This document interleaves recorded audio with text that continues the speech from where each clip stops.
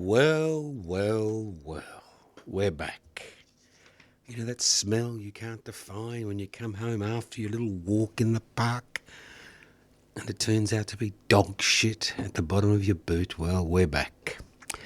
Now, we've got a fascinating 5 weeks. Well, every week is fascinating when you're my age, because I'll find out soon enough whether God exists. I'm sure that she doesn't. But getting back to that, tonight we're having our gathering for our listeners, whether it's Anarchist World This Week, Radical Australia, Talk Back with Attitude, members of public interest before corporate interests, or anybody else, down at La Porchetta Restaurant on the Nepean Highway in Frankston. 6:30 p.m. start. You pay for your own food and drinks. That's tonight, the 25th of March. On the 1st of April, yes, April Fool's Day, we'll be continuing our Ringwood extravaganza for listeners in the eastern part of Melbourne and beyond. At Taj Agra, the Indian restaurant across the road from the Ringwood railway station. Just walk down about 50 to 100 metres and there it is across the road. Don't walk up the street, walk down the street. So that starts at 6:30 p.m. The first one we had last month went very well. So great food.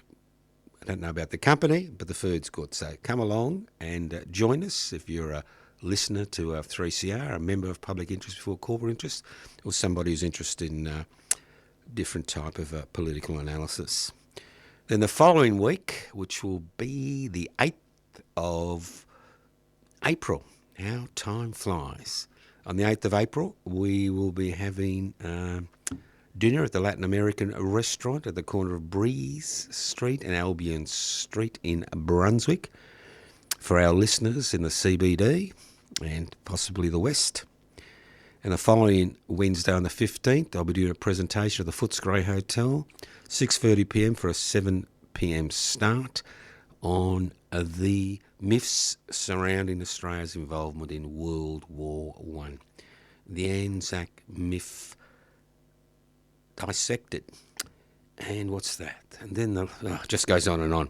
Now, don't forget May Day, which is not far away. On May Day, on the 1st of May, I'll be doing the traditional anarchist May Day walk starting at Chummy Place in Carlton at 11 a.m. We will be looking at about 10 significant anarchist sites in the city and the history of the city of Melbourne. And obviously, as always, that'll be followed by lunch at the Paramount Food Court. And don't forget, if you're interested in the public housing struggle, we continue to have our weekly vigil on the steps of the Victorian Parliament House every Thursday, midday to 1 p.m. That's midday to 1 p.m. Followed by, you guessed it, lunch at the Paramount Food Court every Thursday. Public housing, everybody's business. So that's a few things that are lined up in the next 5 to 6 weeks. And the big one, 3CR celebrates its 50th birthday on the 4th of July this year. That's Saturday the 4th of July. There will be a huge gathering, possibly 3 of us will turn up, at the Collingwood Town Hall, which is in Abbotsford, believe it or not, starting 11 a.m. to 4 p.m. So hopefully we see many of our listeners there. Here we go.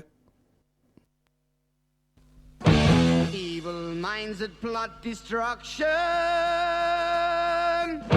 sorcerer of death's construction, in the fields of bodies burning, as the war machine keeps turning, death and hatred to mankind, poisoning their brainwashed mind. Welcome to the Anarchist World This Week, broadcast across Australia on the National Community Radio Satellite. Listen to the Anarchist World This Week, Australia's sacred cow slaughterhouse. Listen to analysis of local, national, international events. Listen to analysis you'll never hear anywhere else.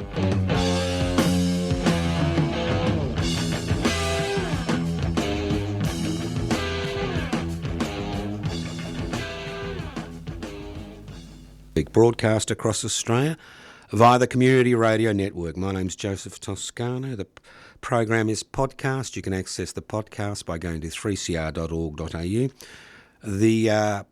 As I said, the program is podcast. It's coming to you from the studios of 3CR in Melbourne. That's 3CR in Melbourne. If you wonder what anarchy is all about, it comes from the word anarchos, without rulers. What gives rulers the ability to destroy whatever they like, whenever they like? Inequalities in power and wealth. And the first quarter of the 21st century has been a celebration time for the powerful and the wealthy as they get more powerful and more wealthy. So the anarchist struggle is the struggle to devolve, share power, possibly through direct democratic means, and the struggle to hold wealth in common and use it for the common good. Ideas that human beings have been struggling since time immemorial, since they left the velds in Africa, that's Cro-Magnons, almost 150,000 years ago. Well, did you enjoy the South Australian election? Divided nation rises phoenix-like from the political ashes. Nice to see. Look, got to congratulate them, don't you? From, I think, 1.8% of the vote at the last state election, they went up to about 21.5% of the vote, and they may even secured a few lower house seats in the parliament. Now, you would think that this was the news, not that the Labor Party had been re-elected with a resounding majority, but that's a different story. Now, I've been talking about divided nation for some time on the Anarchist World this week, and I talk about it because I don't consider it to be some peripheral Australian concern. The ideas which are incorporated into the divided nation mantra are ideas which have existed since federation. Let's not forget the first piece of legislation which was passed through the federal parliament in 1901 was the White Australia policy. Let's not forget that the Australian trade union movement was built around the ideas of European labour. And I'm old enough to remember buying this second-hand set of a table and a seat, and it had little labels underneath. I should have kept them. Be worth mint today. And the little label said, made by European labour in Australia. So the sentiments which have been echoed by divided nation are not new.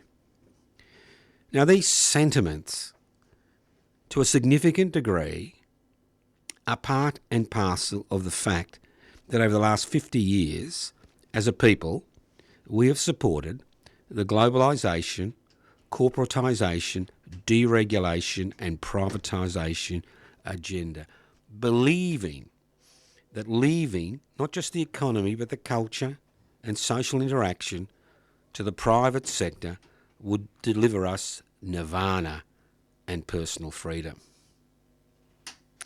Now, obviously, during this period, what we have seen is a huge change in terms of the wealth which is created and distributed and shared in this country.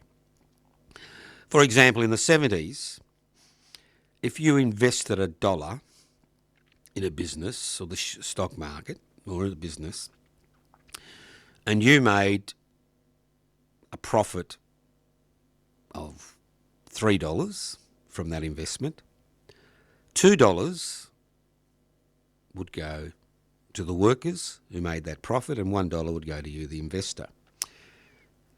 In 2026, after the deregulation, privatisation, globalisation, corporatisation revolution that has swept the world, the figure has been turned on its head in less than 50 years.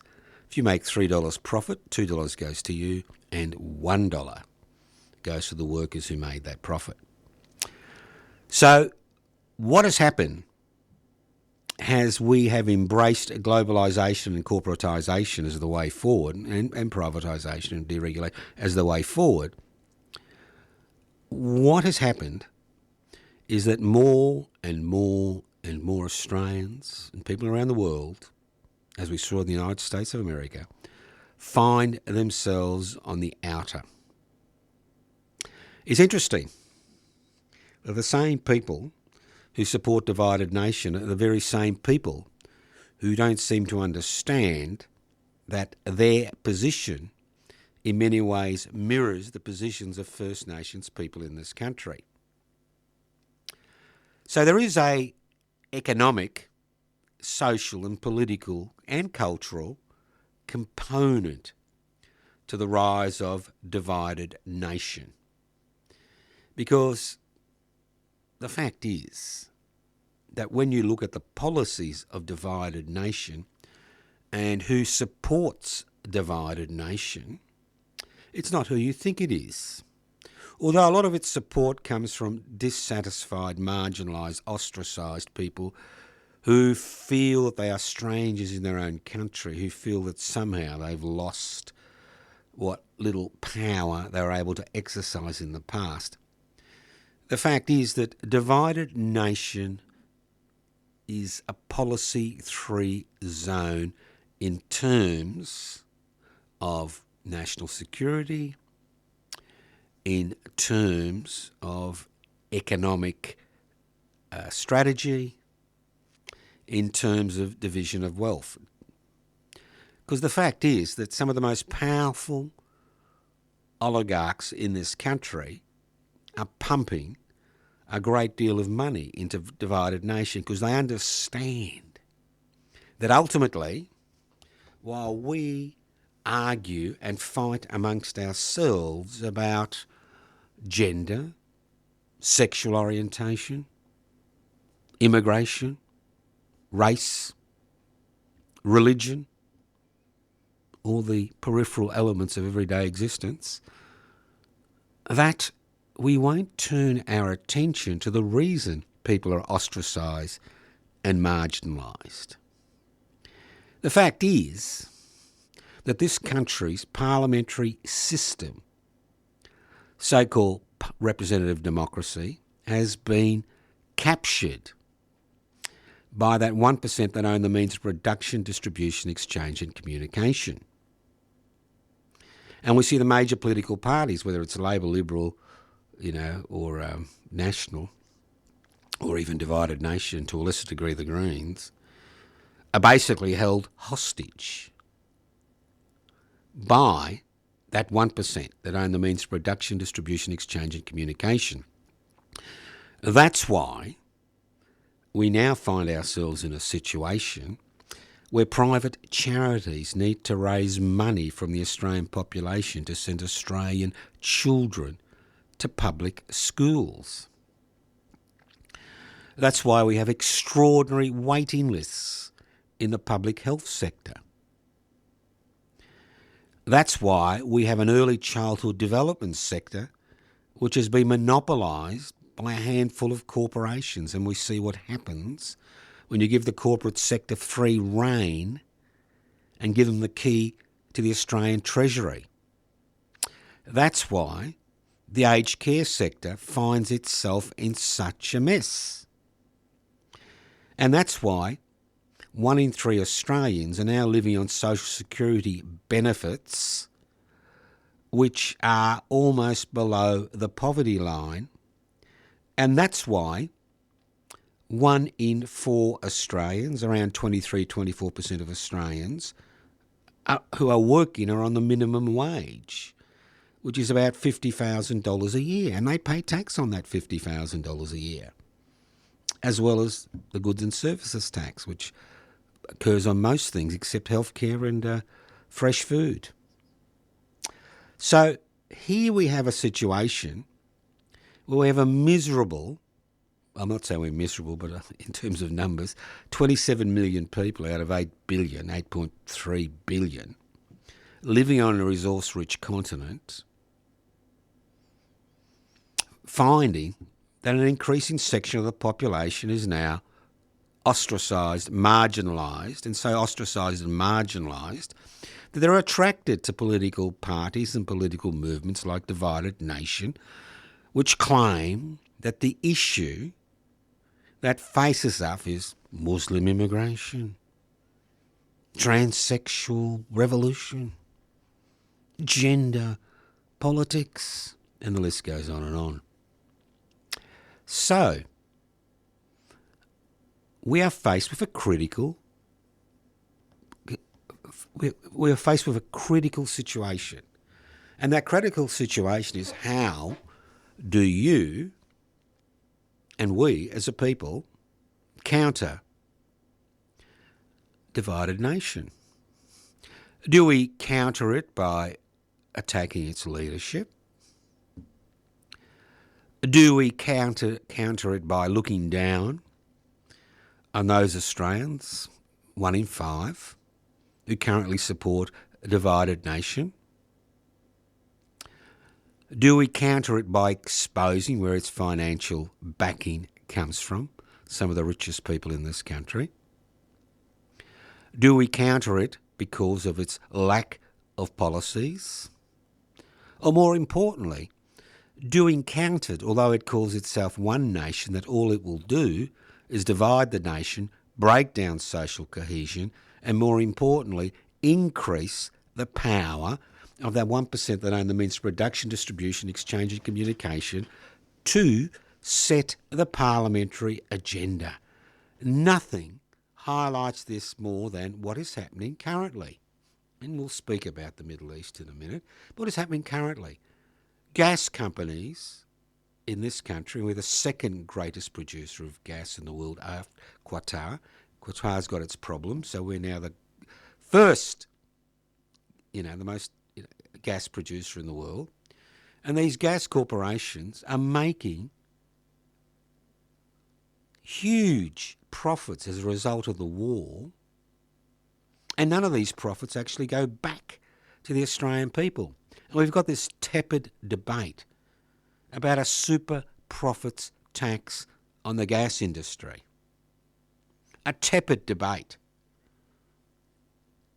which is not supported by Divided Nation, not supported by the Liberal Party, not supported by the National Party, and has lukewarm, very lukewarm support amongst the Labor Party. The only people who are pursuing this are the Greens, the Australian Greens, and a number of independents in the federal parliament. So the fact is that unless the rise of the Divided Nation is a direct consequence of our failure. That's right, my failure, your failure as activists. For far too long, we have been mesmerised by identity politics. For far too long, we've been fighting amongst each other about things that are really non-consequential. For far too long, we've allowed the 1% that owns the means of production, distribution, exchange and communication to set the parliamentary agenda. For far too long, we have believed the rhetoric that the private sector is much better than the public sector. And we found this to our chagrin in 2015 when we set up public interest before corporate interest, which continues to exist. We found that most people had no idea what the public sector was. The propaganda had been so encompassing that everybody believed that if it's public it's bad, if it's private it's good. And why do they believe that? Because there's never enough staff or funds in the public sector to deliver the services that need to be delivered. And why isn't there ever enough funds? And the fact is very simple, because so much of Australia's taxation revenue comes from pay-as-you-earn taxpayers, that 25% of the population on the minimum wage. While we have laws which allow the richest people in this country to continue to amass fortunes beyond our comprehension, because they dominate the debate regarding the parliamentary agenda, what laws will be passed. Now you may think it's all about social media or asocial media, whatever you like to call it. The fact is that the political agenda in this country every day is set by the Australian, Murdoch's mouthpiece in Australia, because if you read the garbage that comes out of the Australian, and then you look at all the responses in asocial media, radio, television, private and public, it's a response to that material. So although it's part of the legacy media and it doesn't make a financial profit, it never has since it was created in the 1960s, the fact is that it continues to set the political, social and cultural agenda in this country, where we believe that everything private is good, that private investment for private profit, even in the most essential industries, whether it's electricity, whether it's gas, whether it's aged care, whether it's early childhood development, whether it's schooling, is better in the private sector. We've believed that propaganda for far too long, and we have failed because we haven't been able to provide an alternative. Our alternatives have revolved around identity politics, council culture. It hasn't revolved around exposing, that's right, exposing and organising around the growing inequalities in this country. Growing inequalities in this country. It's unbelievable. So, if you think you can do nothing about it, well, you'll do nothing about it. But we can. We can do something about it. We can change the direction of the debate and possibly the cultural response to that debate. There are elements amongst the people who support divided nation who are beginning to understand that it's not Muslim immigration that's the problem. Beginning to understand is that growing inequality is due to the fact that we have laws in this country which ensure that the rich get richer and the poor get poorer. And if you think I'm making this up, have a look around you. How many people did you walk over this today or around today on your way to work? How many people do you walk around on your way to church or the mosque or the temple, if you're religiously inclined, every day in this country? How many stories do you hear personally or on social media and the legacy media regarding people who are not looked after? Older Australians, younger Australians, the list goes on and on. And the central crux of the matter is, where's the money coming from? And most of the money comes pay as you earn taxpayers, over 70%. Not from corporate tax, which is about 20%, and the rest comes from customs and excise. But pay as you earn taxpayers. So if corporate Australia is making billions of dollars, hundreds of billions of dollars every year, where's that taxation revenue? Where is the will amongst the current political parties to actually raise that issue? All those people who support divided nation in the regions need to understand, and I live in a region in Australia, need to understand that the drought that I've experienced in the last 18 months is unusual for the part of the world I live in. And the floods and the droughts and the cyclones, they're unusual. The climate change is real. Doesn't matter how much propaganda there is that it's not real. Doesn't matter if the buffoon in Washington stands up and says it's a hoax. But the fact is, we are a divided nation. There is no social cohesion. When there is growing inequality in a community, people look for scapegoats. It's easy to identify scapegoats who look different, who act different, who wear funny clothes, as far as you may be concerned. But the fact is, attacking scapegoats is not going to change your situation if you're marginalised or ostracised, or you're one of the 1 in 4 Australians in the workforce who relies on a minimum wage, or the 30% who rely on social security benefits. The fact is we have major corporations in this country that are making hundreds of billions of dollars because they are exploiting this country's natural resources. Whether it's First Nations people or the rest of us, they are making hay while the country continues to become degraded because of the fact that they have a monopoly on the exploitation of this country's wealth. Wouldn't it be nice to see one political group, apart from public interest before corporate interest and some, socialist groups, talk about nationalising this country's natural resources, nationalising without compensation? And if that's unconstitutional, well, getting them to pay 90% tax. I mean, pay-as-you-earn taxpayers, once you get above a certain threshold, are still paying over 42% tax. But not these corporations. And nothing will change unless we are able to convince other Australians that this is the way forward, not by fighting amongst ourselves about what are essentially nationally peripheral issues. You listen to The Anarchist World This Week, broadcast across Australia by the Community Radio Network. This program is streaming live on 3cr.org.au. The program is podcast. You can access the podcast by going to 3cr.org.au.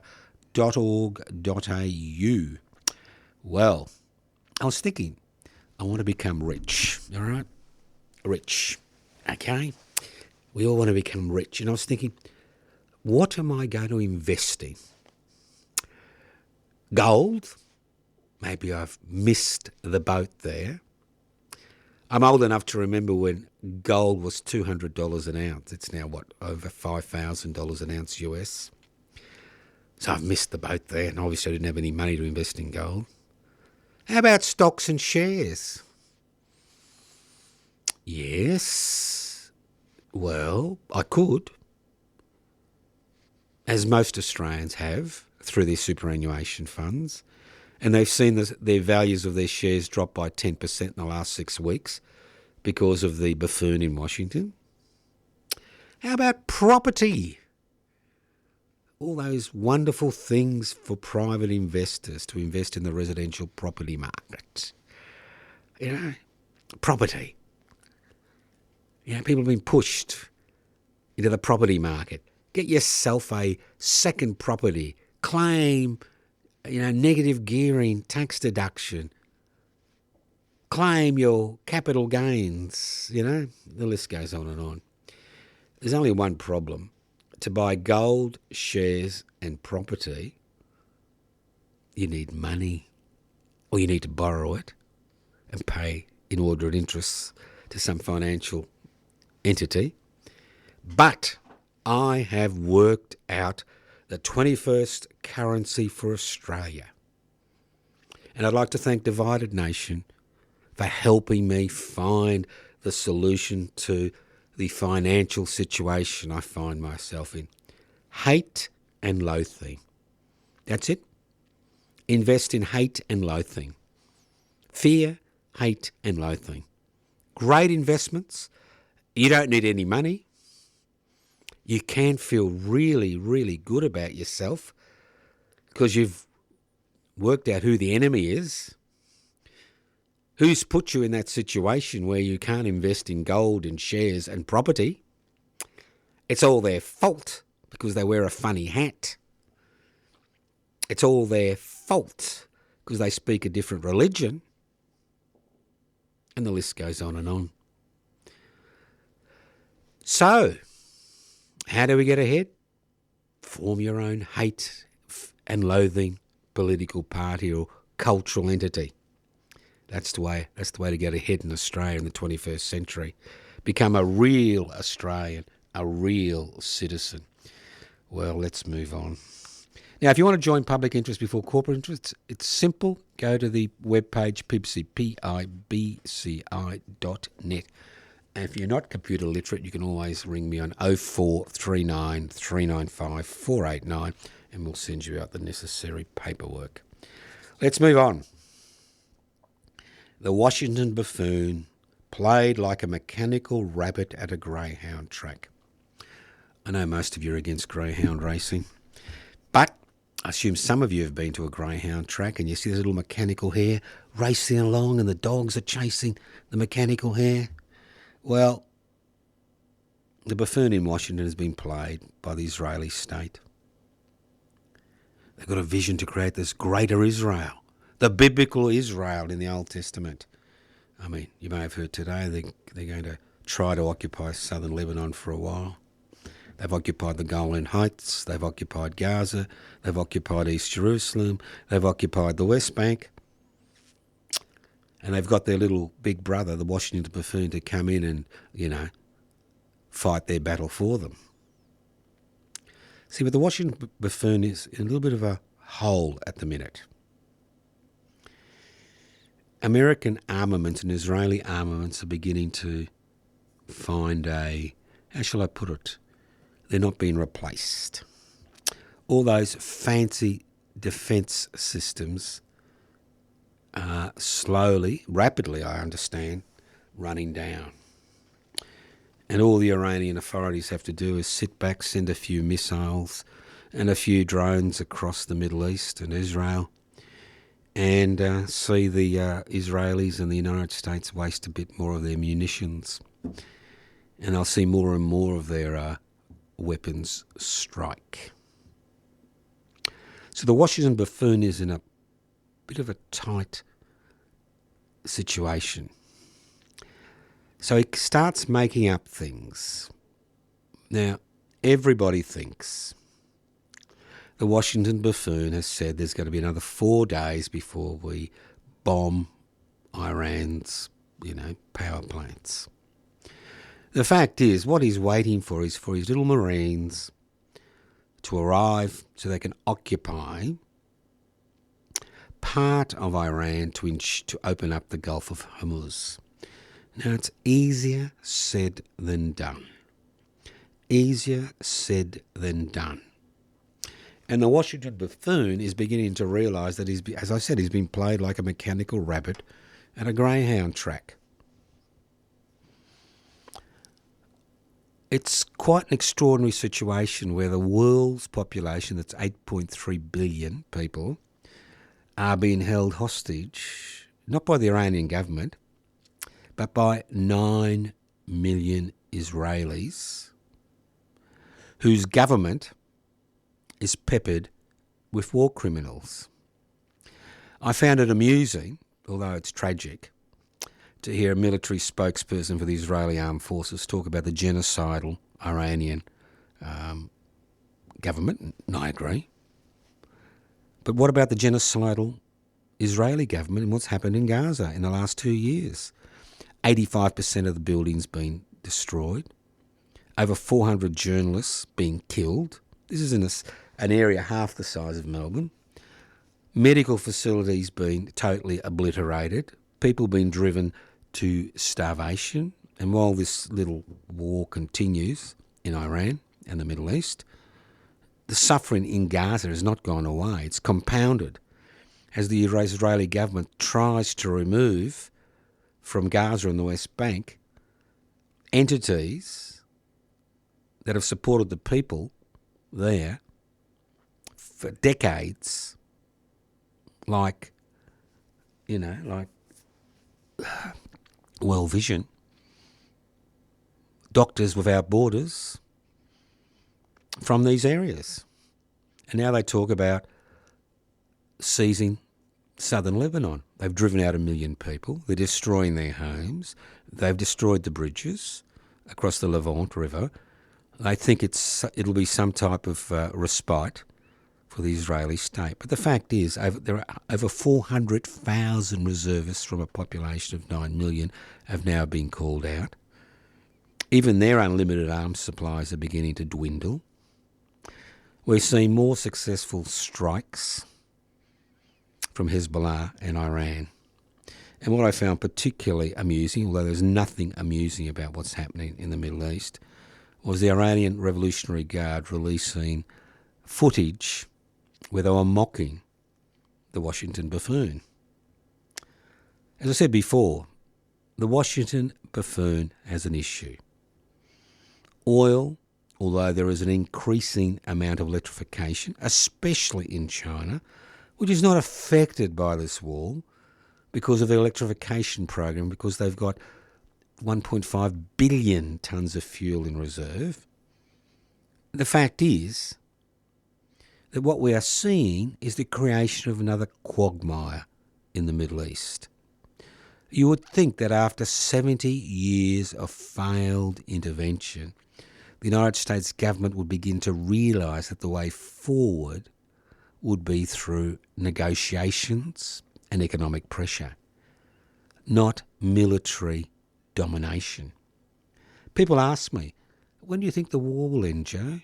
Well, I think the war will end when there are so many body bags of US Marines arriving in the US of A, and I feel sorry for those Marines who are going to be sacrificed because of the buffoon's inability to understand he's been played by Israel to do the dirty work for them. That's, I think, when the American people will begin to wake up. Not that they've woken up yet, but there is a price. You're paying the price. I'm paying the price. Our price is minuscule compared to the price of the people of Israel, the people of Iran, the people of Lebanon, the people of the West Bank, the people of East Jerusalem, and the people of Gaza are paying and continue to pay and will continue to pay. I mean, petrol's gone up a little bit. Food will go up. Everything will go up. And we'll clamour and carry on and ask the federal government to help us. But the reality is, this is a situation which has been created by the buffoon and his advisors, who believed that using military force was the solution to ensuring that Iran does not build a nuclear weapon. Well, what can we say? We are mere spectators. But the fact is, it's interesting, Australia is no longer a spectator. Pine Gap, outside Alice Springs, is involved in relaying information both to Israel and the United States regarding their bombing campaign. We have over 3,000 US troops in North Australia. We have more US troops in the Northern Territory than we have Australian troops. I heard the Defence Minister, I think it was Mr Bowen is his name, crap on about the fact, we sent them to Townsville. They're still in North Australia. We have the development of an arms manufacturing industry in this country, because the thing about a lack of missiles is they need to be built somewhere, and they are being built in this country. And it's been this country's policies for the last few years, or the last decade, to make Australia an arms manufacturing centre for the world. So instead of improving our relationship with our near neighbours, we think that the United States of America will protect us. Let's see what happens with Taiwan in the next 12 months.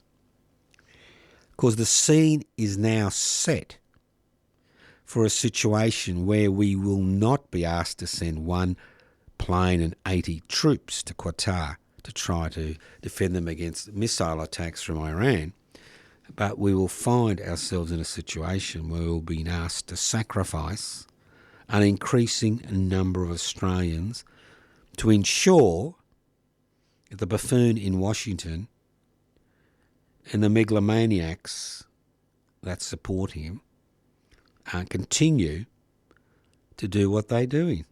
Extraordinary. You just listen to the buffoon. Cuba, well, we're going to take over Cuba. We've stopped all oil to Cuba. Venezuela, well, we now run Venezuela. We got all their oil. Greenland, yeah, I want Greenland. Stuff the Danes. Interesting that the Social Democrats have now the largest party now in Denmark. Elections were just held. And more interestingly, we saw the King and Queen of Denmark wander around Australia on a goodwill mission. Obviously, the goodwill mission is about, Greenland, ultimately, us coming to their aid. And the list goes on and on. So, today I offer you the old Chinese curse. I wish you live in interesting times. And this little curse came about during the Civil War, I've forgotten what century, in China, where 75% of China's population died in a cyanide civil war. We're talking about tens of millions of people.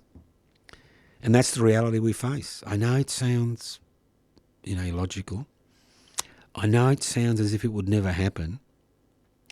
But when you attach yourself to the coattails of an administration that believes it can do whatever it likes because it's powerful, whether it's trade, tariffs, whether it's embargoes, whether it's kidnapping leaders, whether it's, economically crippling countries, the list goes on, and finally using military force, then there is a price to be paid. Are you willing to sacrifice your grandchildren and children on the altar of Mammon? Are you? Because that's the situation we face as a country in the very near future.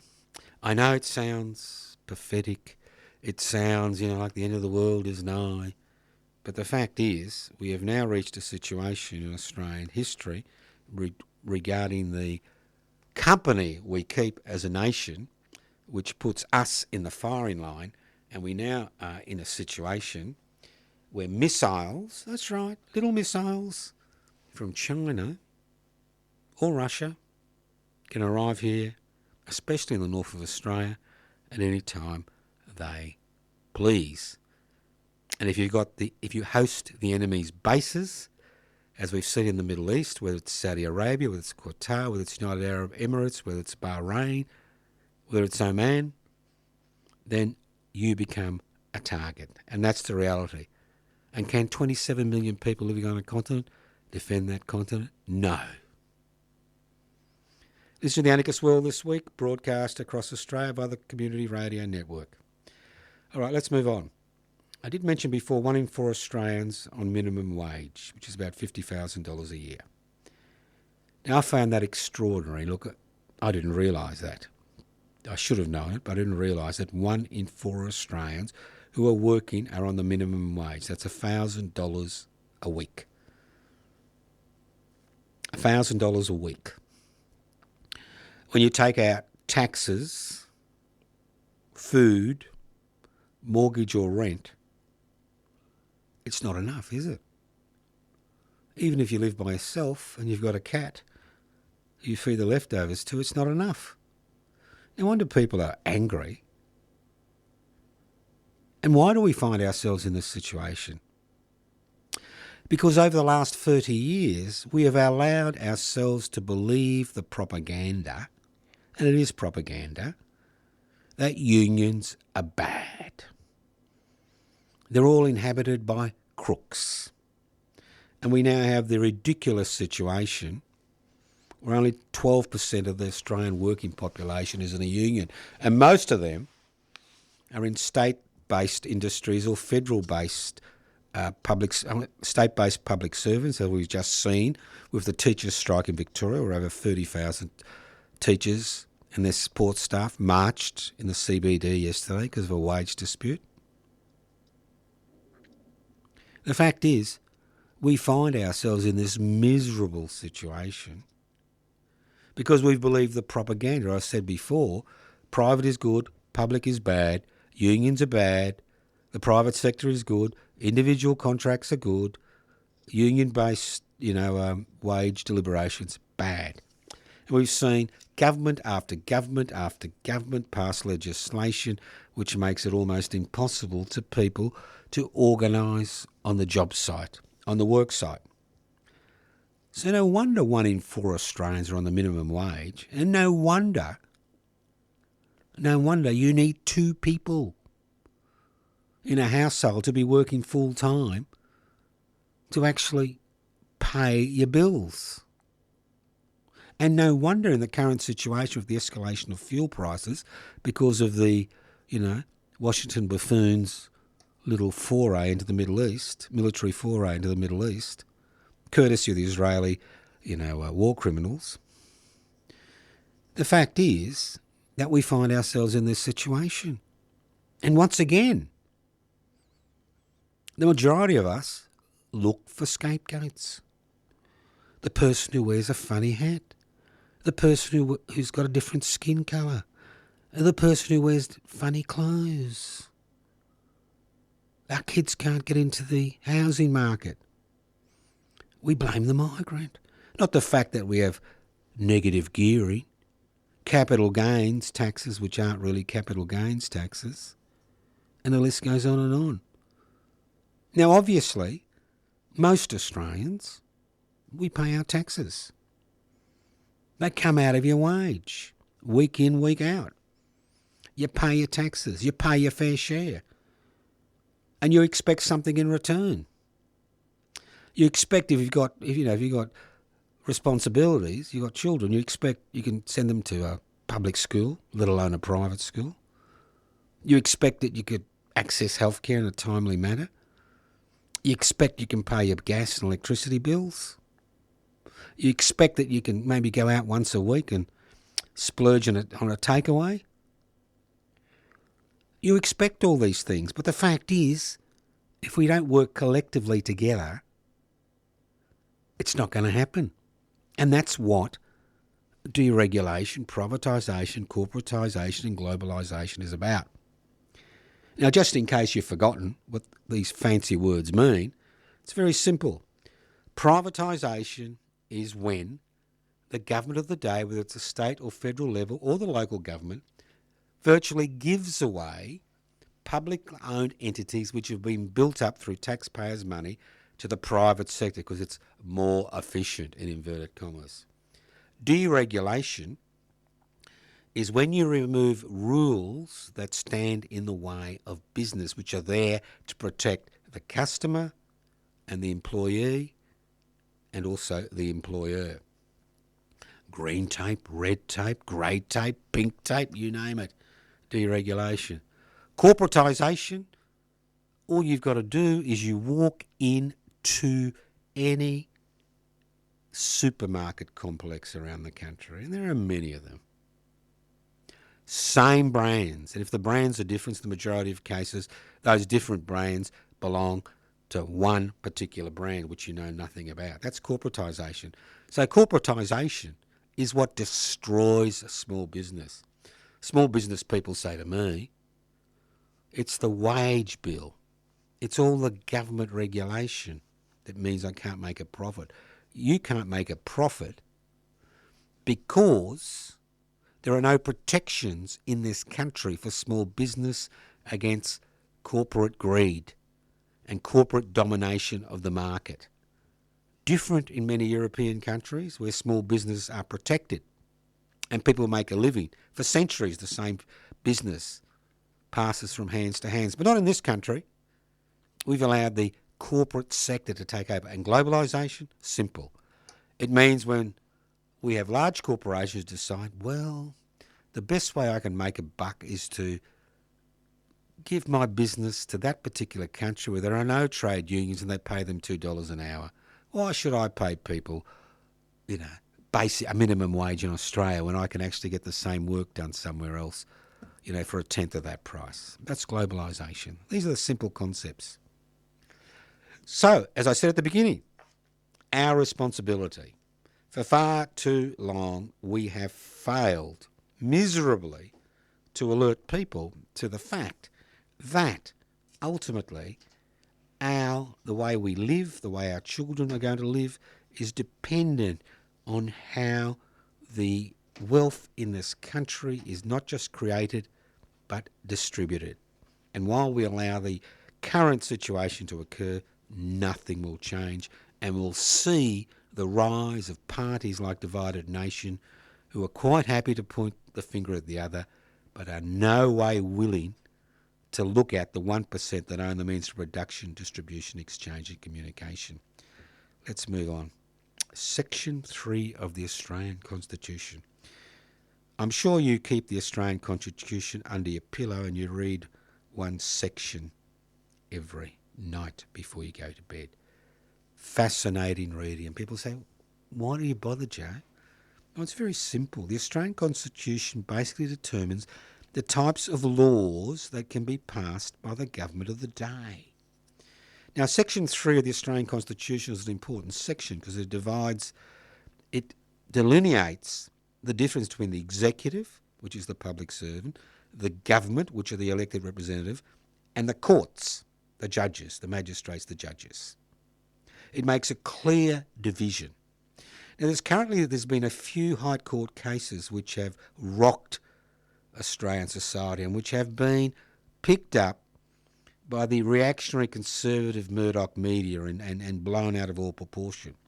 We had a situation where there are, I think, about 240 refugees who'd gone to jail for crimes they committed in this country. They were released from jail, and in the majority of cases, what happens when you're released from jail, you're on a good behaviour bond or whatever. You know, you've done your time, you do your crime, you do your time, and then you get on with your life, unless you do the crime again. So the government, not through legislation which gave the courts the power to make that thing, the government decided to punish these people by, a variety of ways, right? Now, every time they've gone to the High Court has said there is a division between the executive, which is the public service, the government, which are the elected representatives, and judiciary. This is what's called the separation of power, which poor old Joe Bjelke-Petersen knew nothing about, and I'm sure the Washington Buffoon knows nothing about. Not that he's interested in the Australian Constitution. So it's the judiciary, not the executive or government, that can constrain individual liberty.